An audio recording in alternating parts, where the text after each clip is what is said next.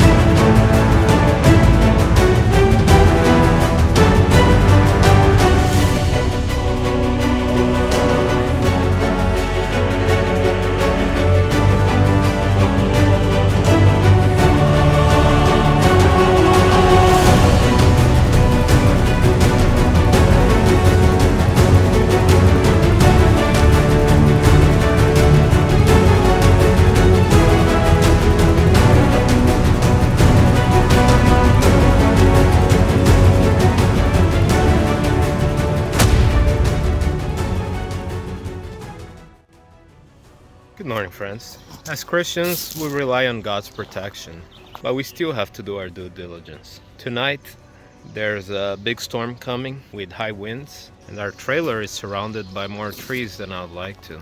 Eventually, when I do build our small cabin, I'm gonna make sure to clean a good area so that there's no risk of anything falling on top of the structure. Just to be safe, I don't want to put the family at risk. Tonight, we might stay with some family, just so in case something falls on top of the trailer, I don't want anybody getting hurt, so better to be safe than sorry. But I still don't like my trailer to be damaged. So I'm gonna go around right now and examine the big trees that could potentially be dangerous or create a lot of damage, and make sure that they're healthy or just cut down whatever I see that could be dangerous. It's not 100%, but at least it's what I can do.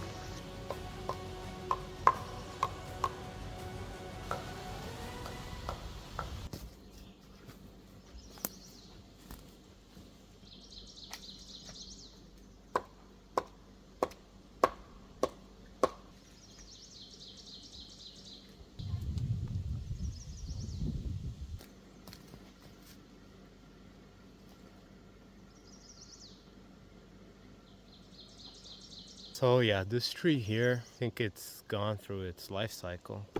I can tell that the roots don't look so good, like I can see lifting from the floor there. It's a pretty tall one, has lots of foliage,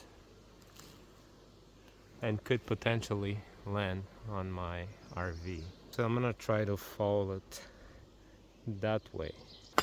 Since I'm not very confident in my tree falling abilities, this ropes gives me a little bit of a peace of mind.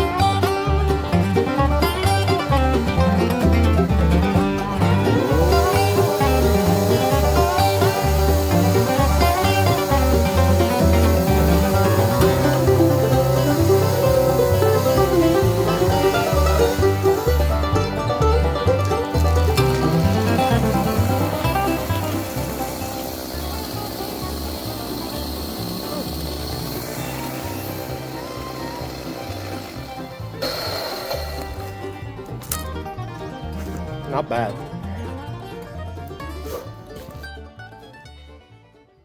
We're leaving our property in God's hands. I cut down a few trees. I did what I could. I also removed my water pump from there because a lot of trees have been falling. Just recording a video and I got a tornado warning, so I gotta get going. Alright, show you guys what happened after. We're back. Seems like everything's okay. No trees have fallen on our trailer. That's good. Looks like I got more help than I asked for. Why are you guys loading the machine? I just had to leave it here. Oh, you want to do laundry? Did you guys mix the towels with the clothes? Oh yeah, I forgot. Well, I think this is gonna be like the third storm in a week. It's really hot, so getting strong winds.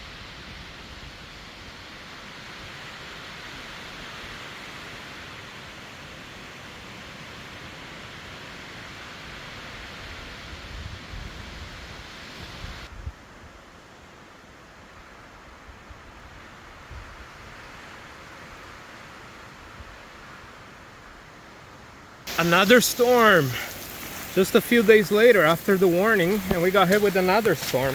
Probably take shelter. Got a free shower here. Oh, mine is good. Oh, feels good. Taking a shower in the rain, in the middle of the woods, right, Nicholas? Yeah. Oh, you hear that? Yeah.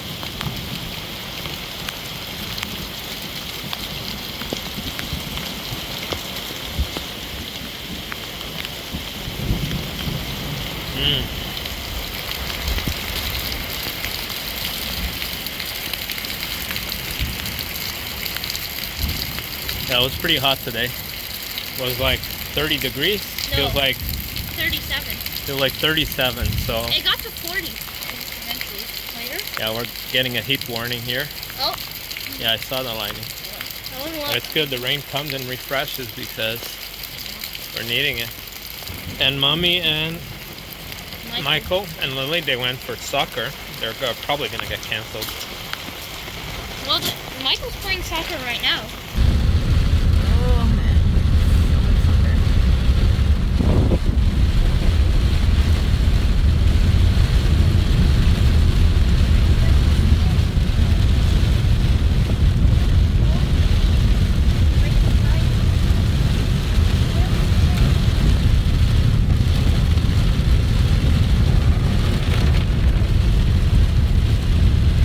So yesterday we actually had a worse storm than when we had the tornado warning, and I was in town with the kids, and all of a sudden it starts like getting super dark, thunder, lightning, and as I got closer to our land, it started getting so bad that I couldn't see anything. I was actually scared because I saw like the trees bending, and I'm like, oh man, like I'm in the car, like I'm in a small car right now.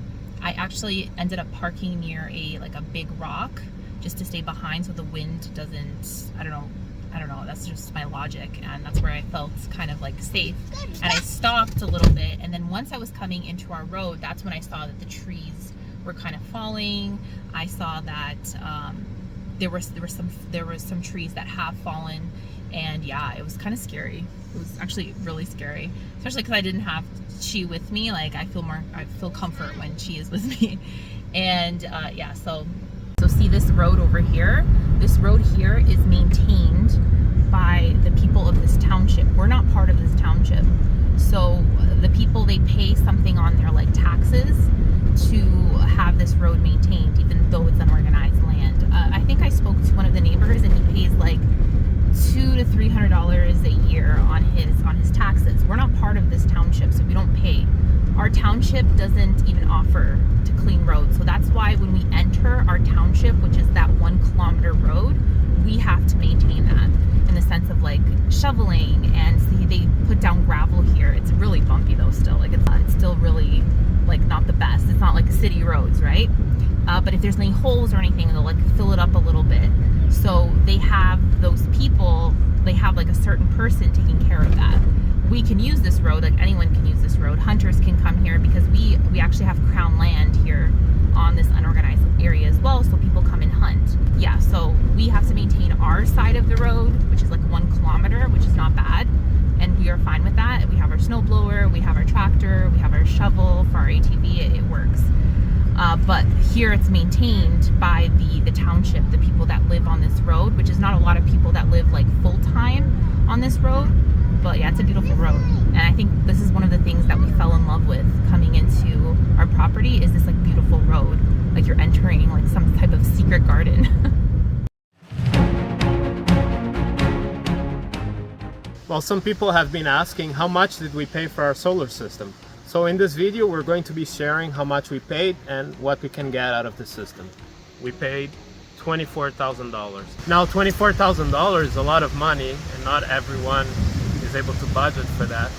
We made sure to budget for a big solar system when we sold our house, and we made that a top priority. But if you're looking for something smaller, we have a good option for you.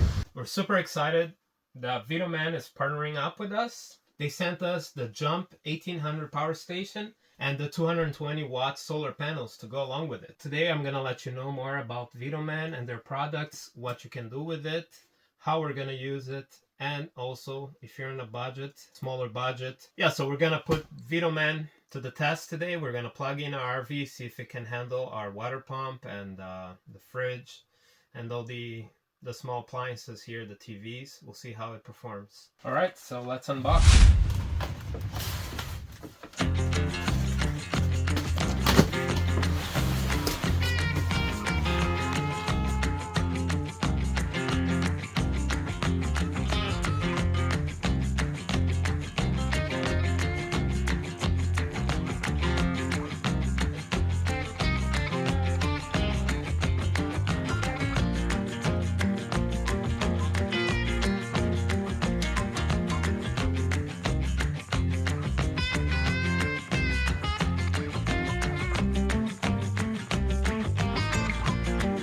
Okay, so here are the three outlets that you can plug in, your regular plugs, your extension cords to power whatever you want to power. This here is a jumper cable. It didn't come with the jumper cable. I think different systems maybe do come with it, but this one did not come with it. This over here is USB-C outputs, so to charge cell phones and other USB-C devices. And also you have 4 quick charging USB ports.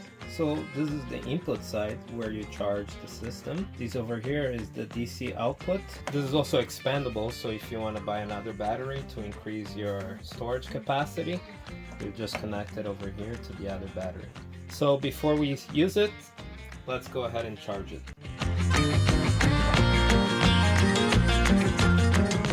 So I'm guessing it came pre-charged, not 100%, but it's already at 83%. So it tells you 0.8 hours left, so I guess it will take less than an hour to finish charging it. It's cool how it tells you what's going on so that you don't have to guess. So the usage right now, how much power is going into the bank, is 300 watts.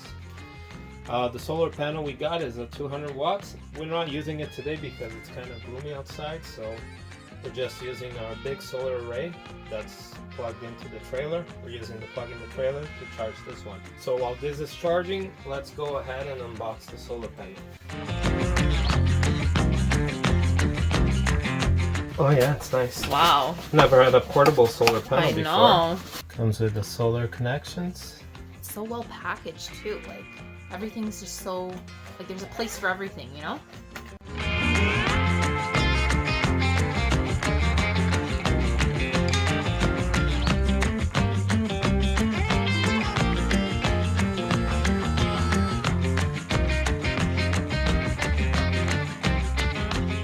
VTOMAN is going to be very useful for us because when we're running the AC at night, sometimes my system shuts down because there's not enough charge in the batteries to last all night long with the AC running. So my UV light for my water filtration system turns off, and that's concerning because it could bring bacteria water into my water lines. VTOMAN is going to be useful because I'm going to be able to run that UV light 24 hours so that I can be rest assured that my water is going to be safe to drink. Well, building off grid in a 40 acres homestead, sometimes you need to plug something in and it's very far away from the solar system. So I have to bring the generator, and usually I get the tractor because it's heavy, but VTOMAN is very compact. So I can just carry in my hand and it's not too heavy. So the first test that I'm going to run over here is with my water pump. Can VTOMAN run my water pump and pump water from my well? All right, it's plugged in.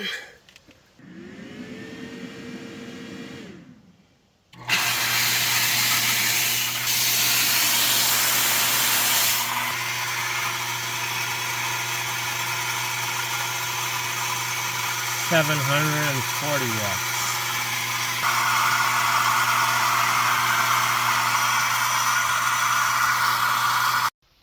Yep, so it can run the water pump no problem. I was able to pressurize, so the pump is up to pressure now. It ran for maybe 4 minutes. The battery was at 98%, now it's at 96%, and now it's just pulling 3 watts. And now 0 watts. Let's go do another test. So this is my UV water filter, and now I can rest easy that it's always going to be on.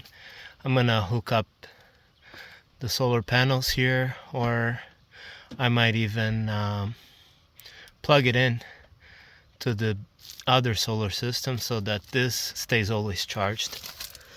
And the only load that it's gonna be running during the night, if the power goes off, is this. And not bad. Looks like it only pulls 40 watts. I always wondered. So it's not a big load. It should be able to handle this just fine. So yeah, looks like I can charge and use at the same time. So the VTOMAN is connected to my big solar system, and the UV filter is connected to VTOMAN. So if my big solar system runs out of power, VTOMAN can still power my UV light, and I can rest assured. Now it's time for the big test. Can VTOMAN power my whole RV? Let's find out.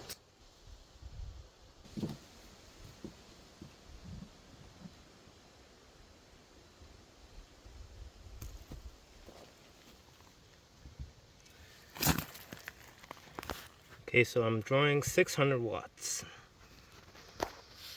Let me go see inside if the TV is working. So the TV is working. The internet went down just because I turned off the power, but it should come back online soon.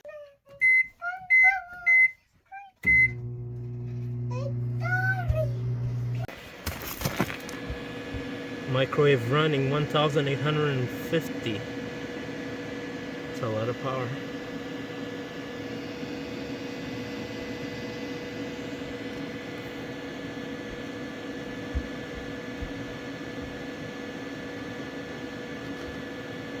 So I could run this load for like half an hour. You see there, 0.6 hours over there. So yeah, you can definitely power up your RV with the VTOMAN. So the microwave turned off now, and the draw went down to 600 watts, which would give me 2.1 hours of runtime. Now you can expand this battery if you want, so you get double that amount, and you can also plug in more solar panels. Definitely impressed with VTOMAN. It's going to be a nice addition here to the homestead, and when I start the build, or I start working on the road, but once I start the build over there, my solar is going to be way too far to go from here to there. So VTOMAN is definitely going to come in handy. So this is the size of our solar panels. They're pretty big. I still haven't installed all of them. So we have 24 solar panels, but currently I don't have all 24 panels installed. Now I only have like 15 panels connected. I still have more over there to connect. But I plan on moving this whole system further in where we're going to be building our house. So that's why I haven't installed all the panels yet. So far this is enough for us. I barely run the generator, but this amount of solar panels has been able to get us through. Got 3 5 kilowatt hour batteries altogether. Now $24,000 is a lot of money, and not everyone is able to budget for that. We made sure to budget for a big solar system when we sold our house, and we made that a top priority. So what's included in this price, in this package that I got. These rails are included. It comes with the hardware to hold in the panels. Those clips over there. It mounts like so.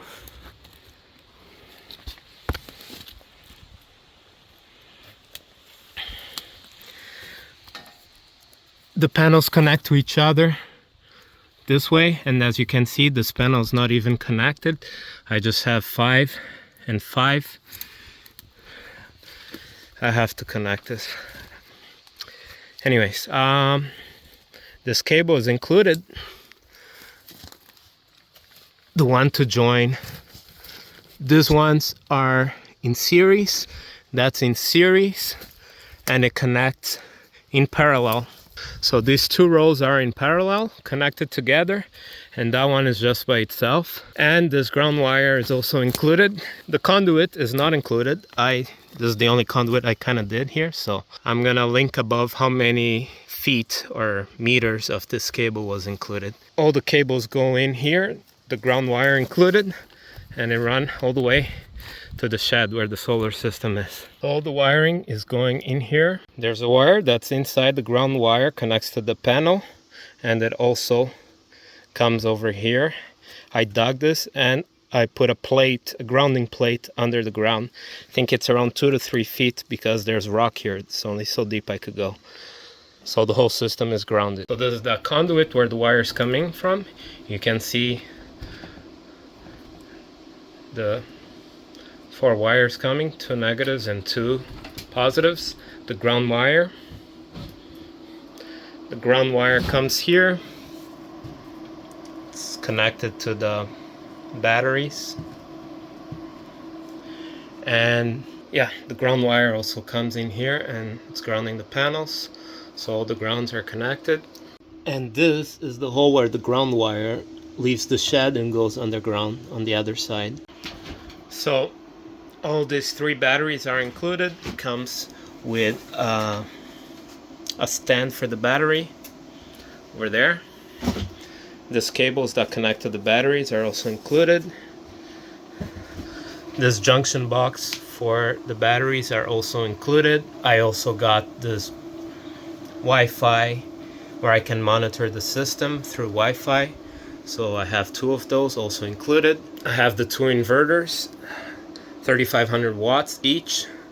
So altogether I have 7,000 watts. And the batteries, I have 15 kilowatts capacity. The solar panels I'm going to link above how many watts, because I forgot. So I'm going to link above how many I have. But still not all connected.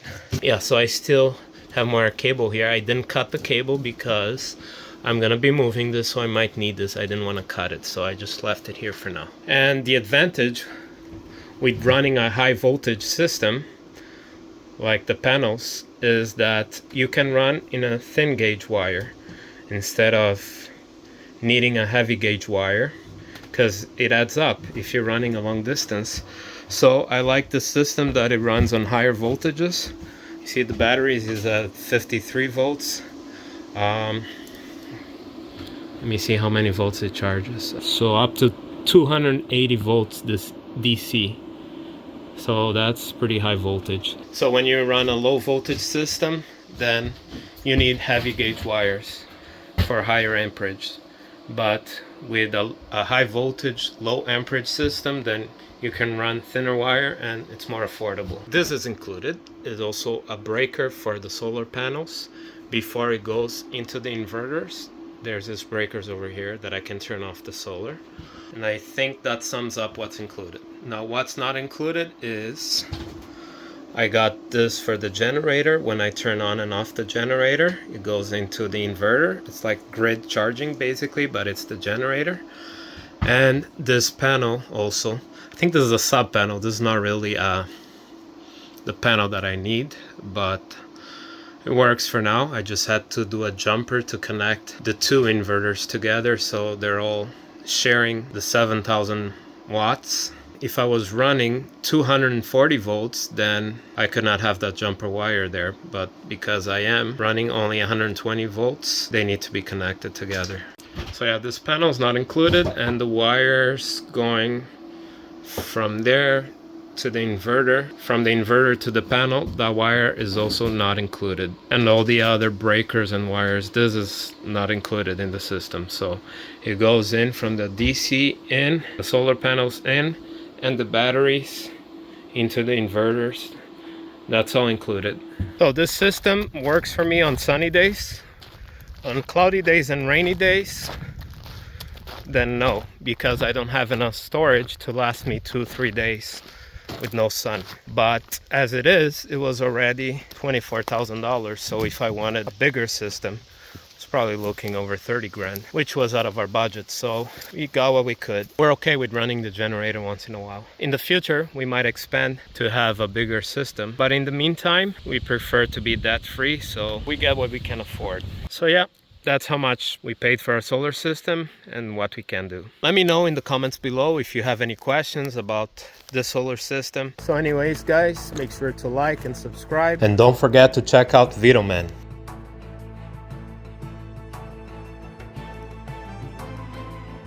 And we'll be sharing our journey as we push on to build our homestead.